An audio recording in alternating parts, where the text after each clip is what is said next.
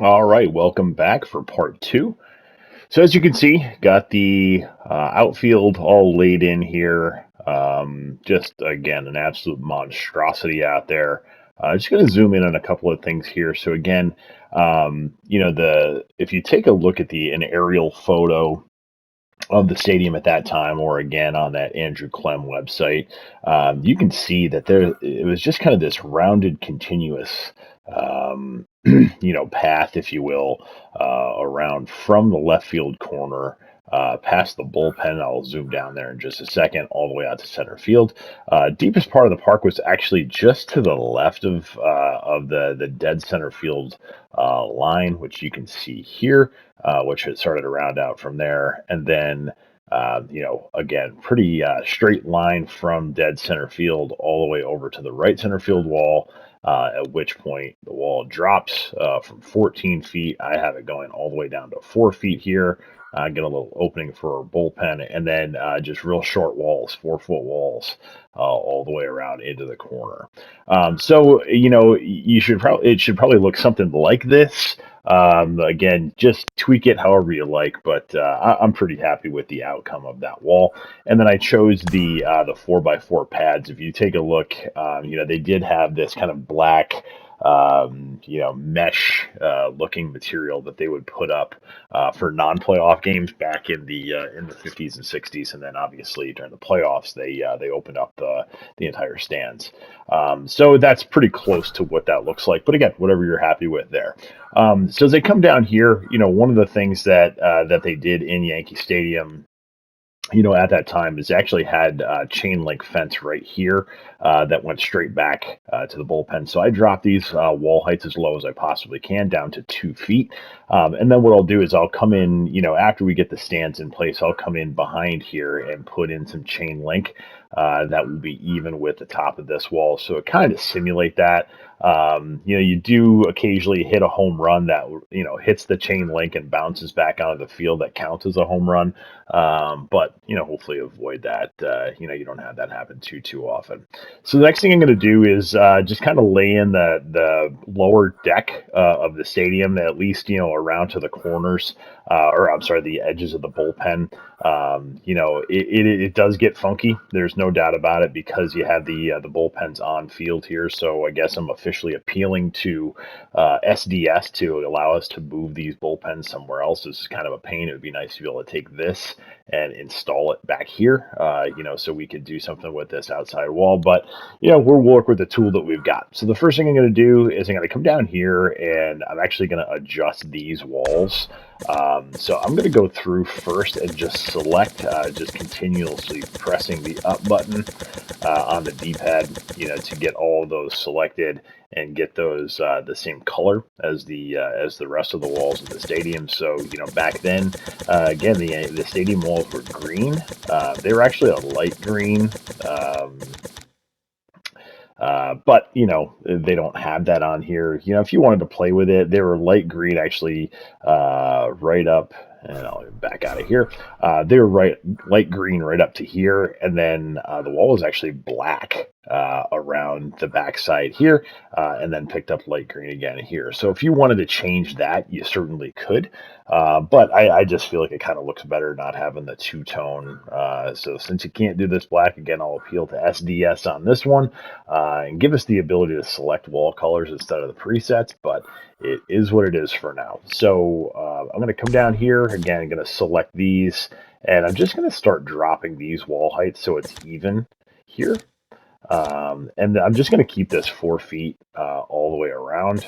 So I'll just select these individually, and there we go. So now I can come around here, and I'll go right up to I got to pay attention to this so I'm not going too far with it, but I'm going to go right to the edge of the dugout over on this side, and going to come up here and just pop this up one.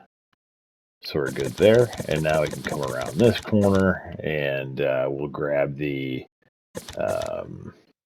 behind the backstop. We'll come up one there as well. If you leave that down, it gets a little bit funky, and you'll actually see that it will. You'll see some space between the bottom of the net and the wall. So whatever. Again, just a little detail there. You can also do it this way, bring everything down to one height. And now we've got this nice even look in here, all the way around, wall height, all the same. All right, so I'm pretty happy with that. So let's start putting the stands in. So there obviously are a lot of stands. I'm just going to hit X somewhere outside of the field here so we can start selecting this. So let's get into our stands here. You can see that stand color that was selected, that green. That's probably a little too bright green, but again, we can go back and change that. I'm not actually a huge fan of the classic field set. I like the modern field set for the lower level. The classic field set does have this brick divider between the lower, I guess, the lower tier and the upper tier of those stands, and then you've got the fencing back behind it. I find those difficult to line up for whatever reason. They just aren't, in my opinion, designed very well. So typically, when I'm building a stadium on the lower deck, I will always use the modern, and modern field level 3 is typically the one that's going to work best, and this is the important one to get placed.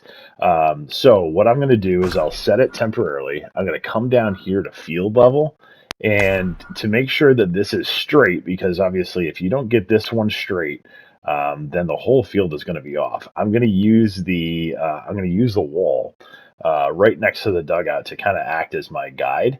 And you can see that this thing is tilted, so I've got to be able to use my L2 and R2 buttons here to kind of get this thing straightened out. So as you can see, as I'm using my L1, it's going to turn it that way and create more depth that way. Hit R1. So basically, as soon as I clear the wall and I start pushing this back slowly, this does take a little time. I'm just going to kind of feather this a little bit, back and forth, so that ultimately, as soon as I move it back, it just all disappears at the same time. That way, I know it is perfectly level, and I can get this thing right tight to the field. So the next thing I got to do is I can select this, and I'm going to use my L1 and my left stick up and down. And I might create a little bit of space in there, nothing too crazy, so they're not, right up on top of the field. But I do want to make sure that this is tucked right in here next to the dugout. And I also want to make sure that the height is right on this thing, so I don't want it up like this because that looks weird. This young lady with the nachos here could go top, or it might be a boy. How dare I assume gender? Could go toppling into the dugout. So I want to, get the height right, so they're looking over the wall, right, and not behind it, but not so high that they're going to go flying into the dugout. So I got that, and then I'm going to tuck that right in here to the dugout, and I am pretty happy with that right there. So now what I can do is I can simply just clone this. So I'm going to hit L1, and I'm going to hit X. Or, no, I'm sorry, I'm gonna select it, hit L1, and then hit X, and then now I can. Well, I created a group unintentionally there, but now I can just go in and hit R1 on the wheel, press all the way over to the left, and hit Snap Prop, and this guy will tuck right in there, and I can just rinse and repeat down the line here. I can stop making groups. It's been a minute. I can go down the line here and do the same, and not have to worry about the angle being off there and those drifting into the field and getting those unplaceable props. So the next thing I'm going to do is I'm going to start working my way toward the backstop. So the one piece of I got to take the. Sorry guys, let me just undo this. Edit this group, take this out of the group, and now we can change the prop. So the one that fits in here is the modern field level 2. So this one, you can see that it lines up, tucks in behind the dugout, and it will line up nicely here. So I can place that, and I can just snap it, and it's going to go right in. And now I've got this nice clean line between the lower tier and the upper tier. Everything is connected. I don't have anybody drifting into the dugout on me. Oops, sorry, that was a little funky. I don't have any fans drifting into the dugout. They're tucked in there. It's kind of nice and neat. So I've got that set. So what I'm typically going to do is, because I've got the height right on this side, I'm gonna clone this one. So select it, L1 and X together. My height is right. So now I'm just going to bring this guy over to this side, and I'm going to do the same thing I did over on the other side, but I've got a little less material to work with. So I'm going to place it so it's placeable, and back up here a little bit. And then I'm just going to take a look and again, use this wall as my guide, feather this a little bit.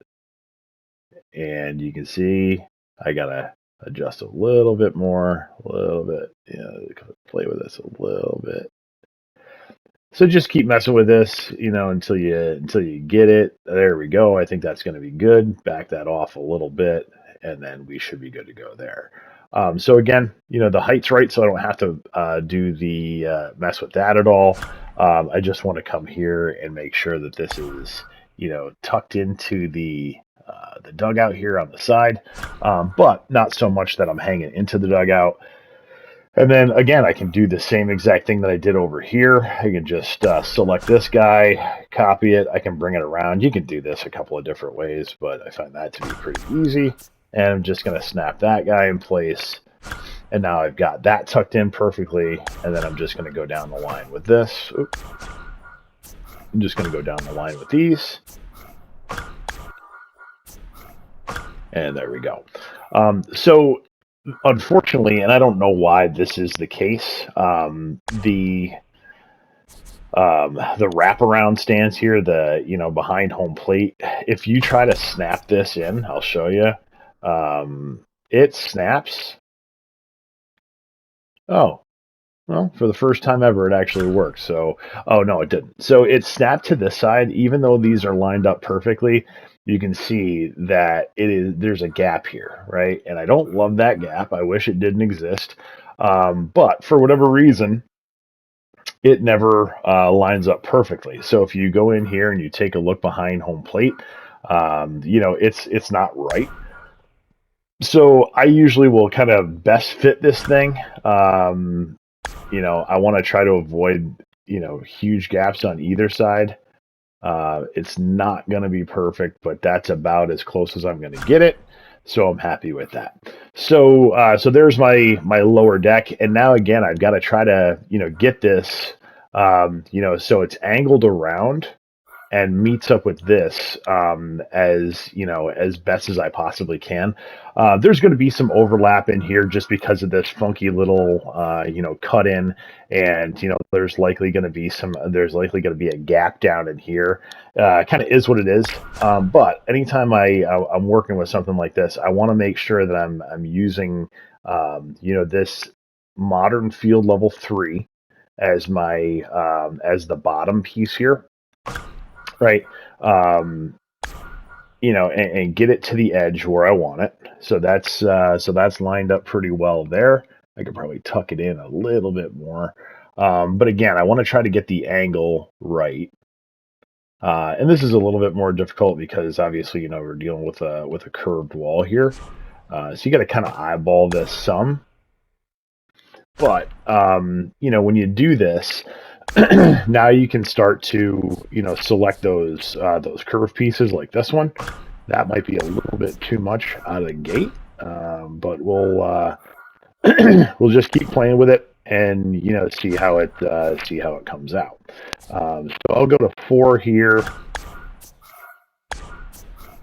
and put that guy. Yeah, so you can see it's already kind of messed up. So I'll change this one to a 4, and we might have to go back to a 3 here just to create a little bit of a less of an angle there.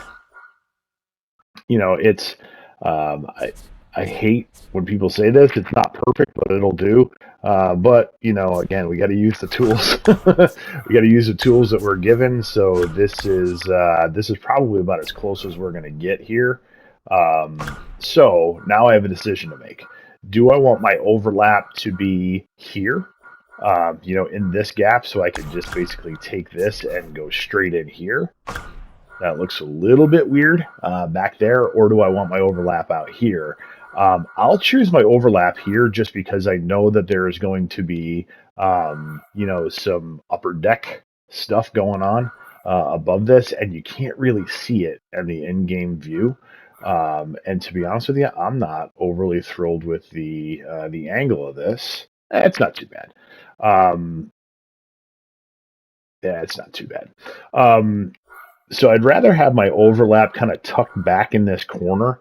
So yes, it looks funky from this angle, but when you're down here, you can't really see it. So I'd rather everything be clean over on this side. And you know what? I actually want this to be a little bit more angled like that. So we'll play with this. Yeah, because if you look at those old Yankee Stadium pictures, you'll see that those stands were facing in pretty well right into the field. So inevitably you do have you do get those corners like that, or I'm sorry, those gaps in the corner like that. Um, there's not a heck of a lot that you can do with it, but it's still not too bad.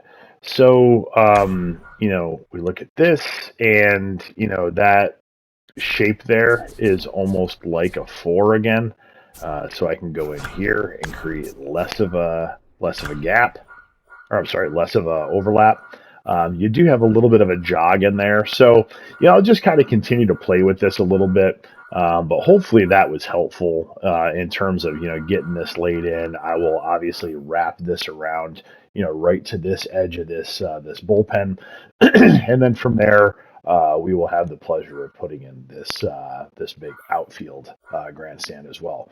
But hopefully that was helpful in terms of getting your stands lined up in the lower deck, and I'll get the remainder of this lower deck put in, kind of feather these down a little bit, and we'll continue on with part 3.